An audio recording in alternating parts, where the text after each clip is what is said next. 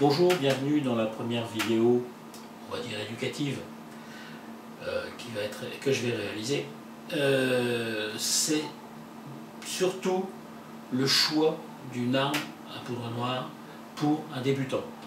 Parce que c'est la question qui nous arrive souvent sur le groupe. J'ai envie de démarrer, ça me plaît bien, qu'est-ce qu'il faut que je prenne, qu'est-ce qu'il faut que j'achète?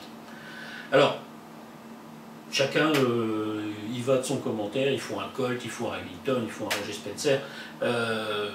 En fait, on n'a pas énormément de solutions. Si on veut tirer, on va dire, très sérieusement, faire du concours, faire des points, on va se retrancher directement vers le Remington.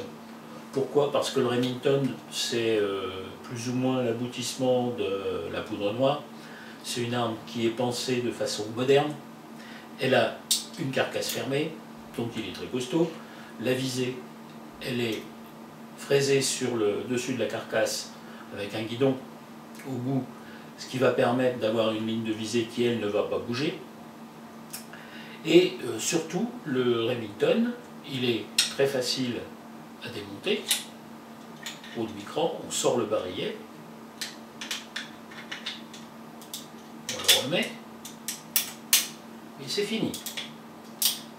À l'époque, on vendait les Remington aussi avec des barillets de rechange qui pouvaient être chargés d'avance, ce qui permet d'avoir une arme qui a peut-être 6 coups, mais avec 3 barillets d'avance, on multiplie par 4 la capacité, ce qui va nous faire 24 coups. Ça devient très intéressant par rapport à un Colt qu'il fallait recharger. À chaque fois qu'on avait tiré ces 6 coups, il fallait le recharger et avec le temps que ça prend. Donc le Remington, c'est sans doute le choix le plus judicieux pour un débutant. Ensuite, l'avantage, c'est qu'on les trouve à des prix, on va dire, presque défiant toute concurrence. Pour un Remington de ce type-là, il faut compter 250 € chez Pieta. C'est de l'entrée de gamme, mais c'est tout à fait utilisable pour du concours. D'ailleurs, il est absolument idiot de se lancer à acheter une arme très chère quand on veut débuter.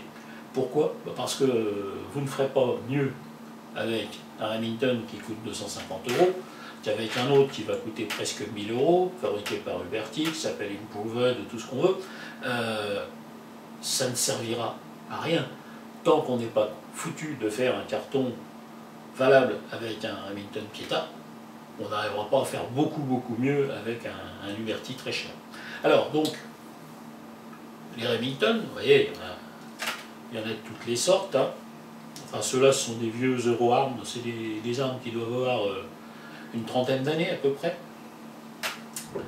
Donc c'est le Remington. Mais si on veut encore moins cher, on peut même avoir ceux-ci, qui sont des Remington Texas. Alors ça, c'est un vieux... C'est un quoi? C'est un Palmetto, peut-être celui-là. Alors celui-là, il doit avoir au moins 35 ans. Et il est avec une bascule en bronze, ce qui permet de le faire beaucoup moins cher. Et le seul problème, c'est que vous allez entendre des gens qui vont vous dire « Ah non, il ne faut surtout pas acheter un truc avec une bascule bronze, parce que c'est pas solide, c'est pas... » Celui-ci, 35 ans. Il indexe toujours parfaitement. Il est toujours aussi précis. Et la carcasse n'est pas marquée, il n'y a pas de... Donc, je suis désolé, qu'on ait une carcasse laiton ou une carcasse acier, à moins de tirer tous les jours 50 ou 60 cartouches, ça ne fera pas de grande différence. Donc voilà. Ensuite, on peut avoir le Colt. Alors le Colt, c'est le précurseur du revolver, c'est au départ le Patterson, mais là voici, c'est un Colt 51 qui est quelque chose de très classique. On a un petit souci avec le Colt, enfin disons, on peut penser à ça, parce que c'est vraiment de l'élucubration, attention, je pousse le raisonnement très loin. On va dire, le Colt, on vise avec la crête du chien qui est entaillée, et on va dire, si jamais il ne retombe pas bien, on ne va pas avoir la même ligne de visée, on ne va pas être à la même hauteur, Alors, je vous dis, hein, c'est bien tiré par les cheveux, mais effectivement, on peut y penser. Alors, le défaut du Colt, c'est sa carcasse ouverte, puisqu'il n'y a pas de strap au-dessus, sur lequel bon, on aurait eu une ligne de visée, mais c'est simplement le fait qu'ils sont censés être peut-être un peu moins costauds. J'ai jamais vu de Colt cassé, véritablement. Enfin, si, j'en ai vu un une fois, mais c'était les vieilles productions qui étaient faites vraiment à la va-vite et qui étaient plus conçues pour être accrochées au mur que pour tirer. Mais j'en ai vu qu'un seul. Et ceci en acier, qui soit un modèle 51 comme celui-ci, donc avec le canon hexagonal en calibre 36, parce que vous trouverez le Colt 51 en calibre 44, ce qui est une hérésie historique, puisque le Colt 1851 n'est jamais sorti qu'en calibre 36. Ensuite, il y a son grand frère, l'Army 60, qui a un canon rond, un barillet un peu plus étoffé, une poignée beaucoup plus longue et beaucoup plus agréable à la main que la plupart de toutes les armes à poudre noire. C'est sans doute le plus confortable. Par contre, ce n'est pas forcément le plus facile pour faire du tir à la cible. Donc, c'est une possibilité. Ensuite, ça va être une question de coup de cœur, de goût personnel. Moi, je ne vois pas de différence entre un Remington, un Colt 51. Enfin, vous avez aussi des armes un peu plus exotiques, comme celle-ci, le Spieler-Bur. Alors, le Spieler-Bur, c'est un peu comme un Remington, c'est un calibre 36, et en fin de compte, c'est une copie d'un revolver nordiste qui s'appelait le Whitney, qui lui était totalement en acier, mais qui avait exactement la même allure, et qui a été fabriqué en assez grande quantité. Celui-ci, le Spieler-Bur, il n'a pas été fabriqué en grande quantité. Grosso modo, je crois que le Sud en a fait 700. Et c'est une arme qui est excellente. Elle a un levier qui ressemble un peu au Colt, elle a une carcasse qui est celle du Remington et une allure générale qui ressemble quand même beaucoup au Remington. Mais il a une mécanique Colt. Alors la mécanique Colt, on la reconnaît parce qu'il a 3 vis. Sur un Remington, on n'a que 2 vis. La vis qui tient le chien, qui sert d'axe, et la vis qui tient tout le mécanisme, qui tient la détente et qui tient le verrouillage de barillet. C'est à ça qu'on les reconnaît. Alors, celui-ci, c'est un Pieta. Petit défaut chez Pieta actuellement, parce que je ne suis pas le seul à avoir constaté. Les guidons sont beaucoup trop bas. Il faudrait qu'ils soient à peu près 2 fois plus hauts, parce que là, celui-ci, tel qu'il est là, il tire 70 cm en dessous du point visé. Alors, ce qui n'est pas forcément idiot, puisque à l'époque, quand on faisait une arme, elle était prévue, non pas pour le tir à la cible à 25 mètres, mais elle était prévue pour le combat. Et on estimait qu'une arme comme ça, c'était utilisable à 50 à 70 mètres. Donc les guidons étaient taillés en fonction du point visé. C'est-à-dire qu'à 50-70 mètres, c'est une arme qui doit arriver au point visé. Alors, autre outil exotique, le Star. Alors le Star, c'est un gros morceau, gros revolver de cavalerie. Il existe 2 modèles de Star. Il existe un modèle double action et un modèle simple action. Celui-ci, c'est un simple action.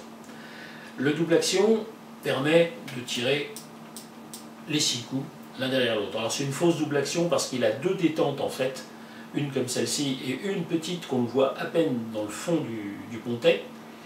On arme le chien avec la première détente et quand on arrive en butée sur l'autre, le coup part.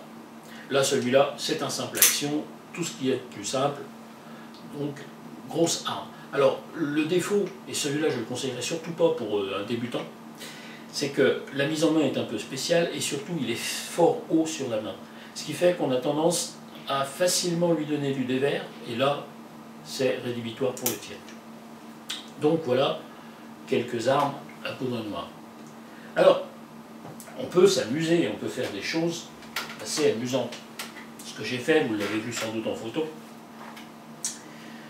On a un vieux Remington, on ne sait pas trop quoi en faire parce qu'il commence à vieillir, puis on se dit tiens, ce sera amusant de faire un truc pour tirer des gongs, pour tirer des gamelles, dans les stands où on peut le faire, hein, parce que maintenant un stand de tir c'est comme une abbaye presque, on ne peut plus vraiment s'amuser, ce dont j'ai horreur.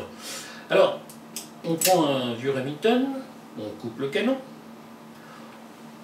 on modifie la crosse et on obtient un snub-nose qui est une arme, on va dire, de combat rapproché, une arme facilement dissimulable.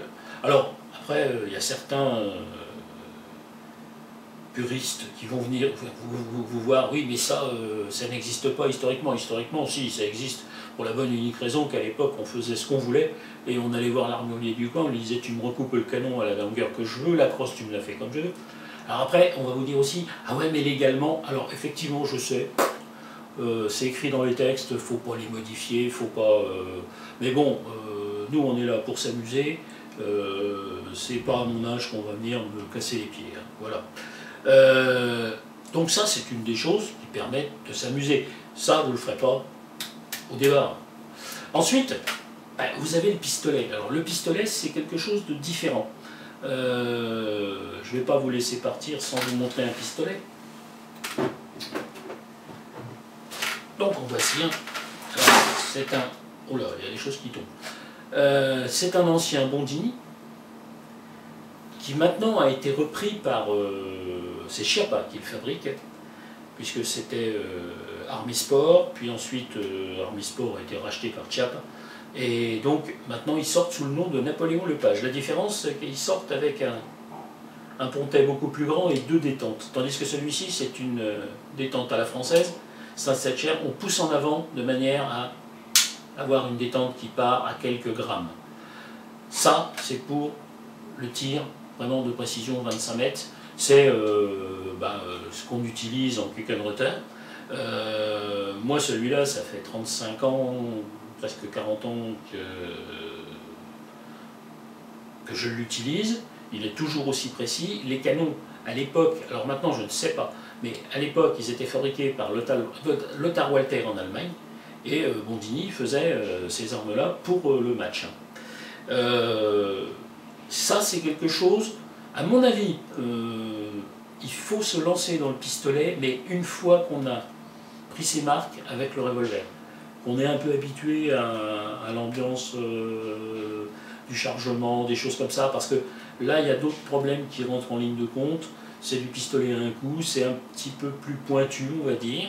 Les scores sont un poil plus hauts quand même, il faut être honnête. Il y a des gens qui font 100 sur 100 avec ça. C'est une arme qui est assez intéressante, et ça c'est quelque chose que vous pourrez utiliser dans l'avenir. Donc on va s'arrêter là, et puis donc il y aura d'autres vidéos où je m'attacherai aux armes en particulier, aussi au système, au chargement, et à tout un tas d'autres sujets qui vont nous passer par la tête, et peut-être qui même seront demandés, parce qu'il ne faut pas se gêner de dire tiens j'aimerais bien avoir tel ou tel sujet, parce que le temps que je fasse des vidéos sur toutes les armes que j'ai, bon, on a de quoi occuper facilement 2 ans, hein, donc voilà. Bah écoutez, voilà pour la première vidéo. Maintenant je vais passer à la réalisation technique de la vidéo. Ça fait déjà 3 fois que je recommence. Et puis bah, j'espère qu'il y en aura d'autres, et puis que ce sera intéressant pour vous. Voilà, au revoir.